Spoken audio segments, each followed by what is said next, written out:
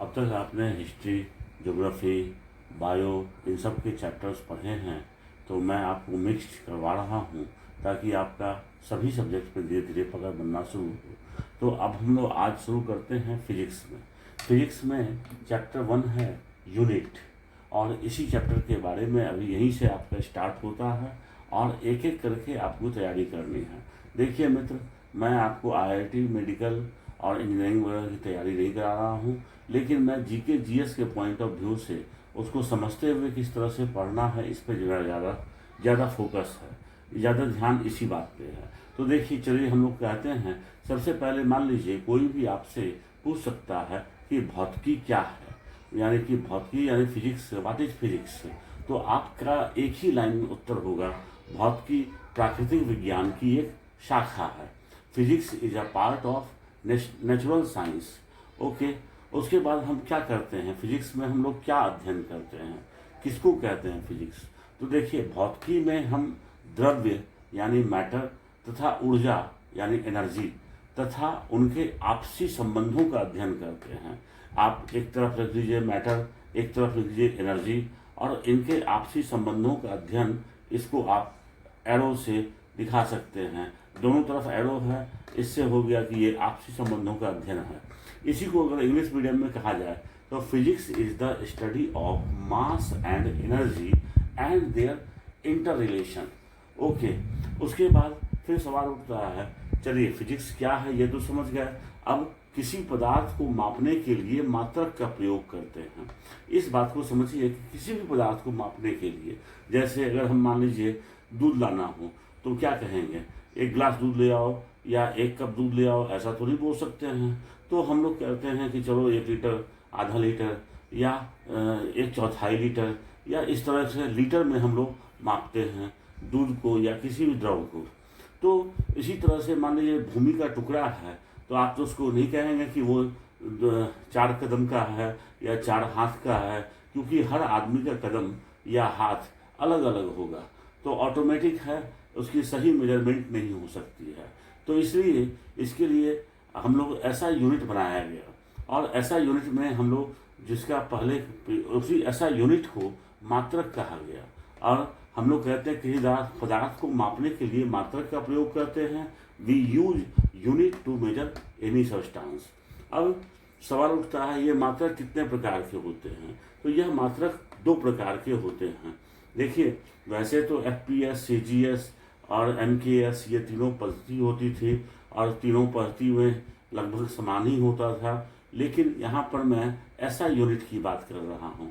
तो ये 2 प्रकार के होते हैं, और ये these units are of 2 type. एक पहला है मूल मात्रक यानी फंडामेंटल यूनिट, दूसरा है व्युत्पन्न मात्रक यानी डिराइव्ड यूनिट्स। ओके, अब मूल यानी फंडामेंटल तथा व्युत्पन्न डिराइव्ड को मात्रक को समझना होगा। तो यहाँ पर हम लोगों को मूल मात्रक क्या है, व्युत्पन्न मात्रक क्या है, इन सबको हम लोग डिटेल्स में 1 बाय 1 जानेंगे।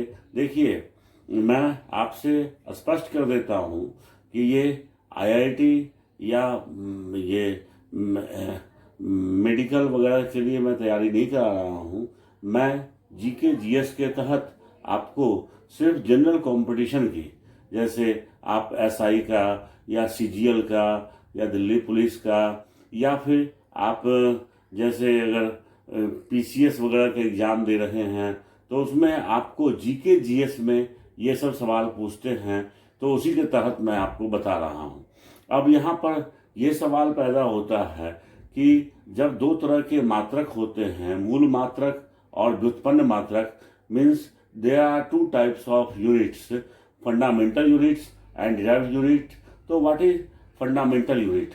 तो देखिए, मैं इसके परिभाषा में नहीं जाऊंगा, और एक बात आपसे मैं क्लियर कट कर दे रहा हूं, कभी भी परिभाषा एग्जाम में नहीं पूछता है।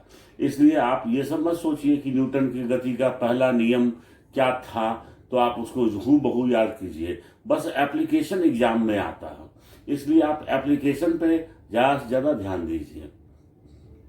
छोड़िए इन बातों को, आप चलिए फंडामेंटल यूनिट को समझिए। तो देखिए, इसके लिए आपको एक उदाहरण से आप समझ सकते हैं कि फंडामेंटल किसे कहते हैं। जैसे दूध यानी मिल्क, ये मूल है। तो दही यानी कर्ड, बटर, पनीर, ये सब दूध के व्युत्पन्न हैं, यानी कि दूध से ही बने हुए हैं।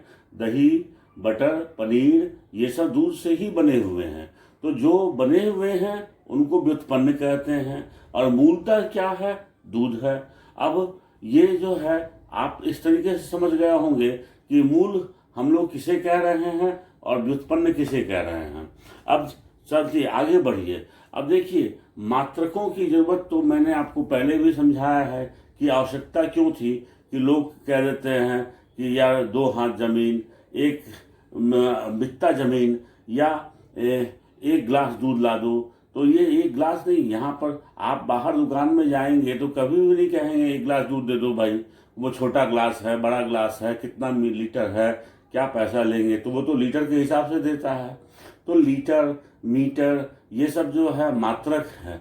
अगर आप जैसे मान लीजिए चना लाने के लिए, या कोई भी आप फूड ग्रेन्स लाने के लिए, अन्न लाने के लिए आप बाजार जाते हैं, तो आप कहते हैं ना कि भाई चावल दे देना या दाल दे देना। तो आखिर कितना, वो पूछता है ना, तो आप बोलते हैं 5 किलो, 4 किलो। ये तो नहीं कहते हैं कि इतना सा, उतना सा। तो इसलिए आपको मूल मात्रकों की संख्या 7 है, यानी कि यूनिट्स जो तय किए गए इंटरनेशनल लेवल पे, उसकी संख्या 7 है। कौन कौन सा भाई? तो देखिए, लंबाई यानी लेंथ का यूनिट क्या था? मीटर। और उसी तरह से द्रव्यमान यानी मास का है किलोग्राम। मैं आपको आगे चल करके मास के बारे में डिटेल्स भी समझाऊंगा। उसके बाद समय, टाइम का है सेकेंड। उसके बाद ताप यानी टेम्परेचर, आप उसे कहेंगे केल्विन। ये ताप का ऐसा यूनिट केल्विन होता है मित्र। ये आप यूपी पीसीएस में, बीपीएससी में, और दिल्ली यूनिवर्सिटी के एंट्रेंस एग्जाम में, मतलब कि मैं आपसे कह रहा हूँ, ये कई बार पूछ चुका है। इसलिए आपको ताप का, टेम्परेचर का ऐसा यूनिट केल्विन, ये आपको याद रखना ही चाहिए। अगर ये याद नहीं रखते हैं तो आप एक क्वेश्चन गलत कर सकते हैं। उसके बाद फिर आगे बढ़िए। विद्युत धारा का एसआई मात्रक एम्पियर है। एम्पियर भी आपको, विद्युत धारा यानी इलेक्ट्रिक करंट, इसका यूनिट क्या है? एम्पियर। तो जैसे कि आपको ये याद रखना चाहिए, क्योंकि ये भी पूछता है, और ये भी आपके किसी भी एग्जाम में पूछ सकता है। आपसे पूछ देगा कि विद्युत धारा का एसआई मात्रक क्या है, तो आप मारेंगे एम्पियर। उसके बाद आइए ज्योति तीव्रता। आप इसको कैसे समझिएगा? Luminous intensity. आप इसको ज्योति तीव्रता याद मत कीजिए। ये देखिए, ज्योति, जैसे अगर आप मोमबत्ती जलाते हैं या दिया जलाते हैं, दीप जलाते हैं, तो आप देखिएगा उसमें लौ जो है वो ऊपर की ओर निकलता है। उसी तरह से जैसे कि गैस जलाते हैं, घर में आप देखे होंगे गैस जलाते हैं, उसी में कम ज़्यादा करने की उसमें क्षमता होती है, उसी में व्यवस्था होती है, नॉब होता है। तो आप जब उसको ज़्यादा कर देते हैं तो क्या होता है? उसकी इंटेंसिटी काफ़ी, माने तीव्रता काफ़ी बढ़ जाती है। तो उसी को हम लोग कहते हैं ज्योति। तो उसी को कह दिया ज्योति, और उसी से तीव्रता बढ़ गई तो ज्योति तीव्रता। अब उसको हम लोग इंग्लिश मीडियम में कहते हैं ल्यूमिनस इंटेंसिटी, और इसका यूनिट होता है कैंडेला। ठीक है, ये भी एग्जाम में पूछा हुआ है, आप एक बार जान लीजिए। लंबाई, द्रव्यमान और समय ये नहीं पूछेगा, एग्जाम में पूछेगा आपसे ताप, विद्युत धारा, ज्योति तीव्रता। और इसके अलावा होता है 7वां है पदार्थ का परिमाण यानी अमाउंट ऑफ सब्सटेंस। इसका होता है मात्रक मोल। अब इस तरह से मूल मात्रकों की संख्या 7 के 7 आपने याद कर लिया होगा। मैं आपको फिर से कह रहा हूं कि 1, 2, 3 इम्पॉर्टेंट नहीं है। आपको अगर इसमें 1, 2, 3 में अगर इम्पॉर्टेंट है थोड़ा बहुत भी, तो सबको जानता है कि समय को सेकंड में मापते हैं, लंबाई को हम लोग मीटर में मापते हैं, कितना मीटर कपड़ा है, माने कितना लंबा कपड़ा है। और लेकिन ये एक मास या द्रव्यमान को किलोग्राम में मापते हैं, तो mass is measured in kilogram, ये थोड़ा सा याद रख सकते हैं। ताप, विद्युत धारा, ज्योति तीव्रता और पदार्थ का परिमाण, ये पांचों आप याद कर लीजिए। उसके बाद हम लोग आगे बढ़ते हैं। अब देखिए SI का मतलब क्या होता है। SI, जैसे SI यूनिट क्या है, आपसे पूछ देता है लंबाई का SI यूनिट क्या है या समय का SI यूनिट क्या है, तो ये बार बार SI का मतलब क्या है। तो SI का मतलब यहाँ पे स्टैंडर्ड डी इंटरनेशनल, मतलब अंतर्राष्ट्रीय मानक। यानी कि अगर आप 1 मीटर कपड़ा आप चाहे इंडिया में खरीदिए, चाहे पाकिस्तान में खरीदिए, चाहे अमेरिका में खरीदिए, चाहे इंग्लैंड में खरीदिए, हर जगह 1 मीटर ही होगा। यानी कि हर जगह कपड़े की लंबाई समान होगी। तो इस तरह से हम लोगों को समझना चाहिए कि SI का मतलब स्टैंडर्ड डी इंटरनेशनल है। और ये आप कहेंगे कि इसके अलावा ऊपर जो आपने देखा 7 मूल मात्रक, तो वो तो आपने कर ही लिया।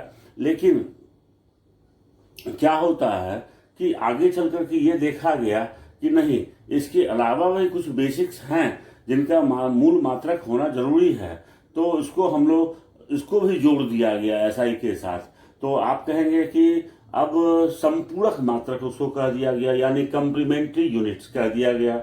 अब इसमें कम्प्लीमेंट्री यूनिट्स में क्या हो गया, इसमें हो गया समतल कोण। समतल कोण यानी कि जैसे आप देखते हैं एंगल बनाते हैं, कोई भी आप बोर्ड पे या कॉपी पे एंगल बनाते हैं, तो समतल कोण जैसे 90 डिग्री का कोण, 60 डिग्री का कोण, वो सब प्लेन एंगल कहलाता है, ये प्लेन एंगल है। और उसी तरह से घन कोण आप एक घन का स्ट्रक्चर बना सकते हैं कि नहीं मैं नहीं जानता हूँ, लेकिन आपको सॉलिड एंगल कहते हैं मैं तो जानता हूँ, और मैं आपको बना के दिखाना भी चाहता हूँ, लेकिन फिर कभी हम आगे बढ़ते हैं और फिर आपको दिखाएंगे। तो घन कोण का स्टेरेडियन यानी सॉलिड एंगल का स्टेरेडियन, तो आप याद कर सकते हैं प्लेन एंगल का रेडियन और सॉलिड एंगल का स्टेरेडियन, यानी कि आपका संपूरक मात्रक भी खत्म हो गया। अब देखिए फिर आगे बढ़ते हैं हम लोग, कुछ पुराने मात्रकों के नए नाम और संकेत। ये देखिए, ये भी, इसमें भी इम्पोर्टेंट क्या क्या है मैं आपको पहले ही बता दूंगा। अब देखिए, ताप को हम लोग डिग्री सेंटीग्रेड में पहले मापते थे, लेकिन आजकल हम लोग डिग्री सेल्सियस में मापते हैं। दोनों का डिग्री सी ही है, लेकिन पहले वाले का सेंटीग्रेड था और आजकल डिग्री सेल्सियस में मापा जाता है। ठीक है। और उसके बाद आगे आइए फ्रीक्वेंसी यानी आवृत्ति। आप सोचिएगा पहले फ्रीक्वेंसी यानी आवृत्ति है क्या। मान लीजिए एक तना हुआ तार है, अगर आप कह लीजिए सितार है, गिटार है या बैंजो है, तो किसी का भी तना हुआ तार है, टेंशन वायर, माने बिल्कुल सीधा एक दूसरे से जुड़ा हुआ और बिल्कुल सीधा तना हुआ, और अगर आप उसको छेड़ते हैं, जैसे मान लीजिए आप उसमें इस तरीके से उंगली लगाते हैं, इस तरह से उसको छेड़ते हैं, तो देखते हैं कि वो इस तरह से ऊपर नीचे होने लगता है, यानी वो जो है वाइब्रेट करने लगता है। तो उसी को वाइब्रेशन पर सेकेंड, अगर मान लीजिए एक माने हम कहते हैं पुराना नाम है वाइब्रेशन पर सेकेंड, लेकिन आजकल सीधा कह दिया गया है कि इसका आवृत्ति का यानी फ्रीक्वेंसी का मात्रक हर्ट्ज होता है। आप इसको भी याद रखिएगा, ये बड़ा इंपॉर्टेंट है। हर्ट्ज कई बार पूछ चुका है एग्जाम में, तो आपको फ्रीक्वेंसी का हर्ट्ज देना है। अगर मान लीजिए कि आपने एक तार आपने बांध रखा है और उसको अगर आप बीच से एक बार उसको विक्षेपित करते हैं यानी छूते हैं, तो उसके बाद वो हिलने लगता है। अब वो हिलता है मान लीजिए 1 सेकंड में 20 बार, तो हम लोग कह देते हैं कि भाई वो 20 हर्ट्ज है।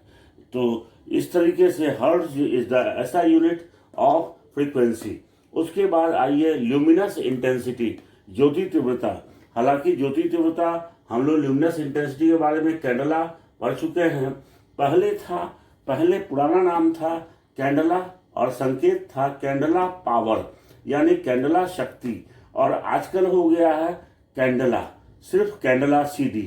तो आपको मैं एक बात और कह दे रहा हूं कि जैसे एम्पियर को या केल्विन को के लिखते हैं, किलोग्राम को केजी लिखते हैं, मीटर को एम लिखते हैं, समय को सेकंड लिखते हैं। तो ये सब जो है इसका शॉर्ट फॉर्म भी याद रखिएगा, क्योंकि कई बार क्या होता है मैच करने में एक तरफ दे देगा आपका 4 और दूसरी तरफ दे देगा 4 और बोलेगा कि मैच द फॉलोइंग, और अगर आपसे पूछ देगा ये इस तरह के सवाल, तो कम से कम ये आपसे छूटना नहीं चाहिए। चलिए फिर हम लोग आगे बढ़ते हैं, तब तक के लिए आप थोड़ा सा इसको याद कीजिए और आगे बढ़िए।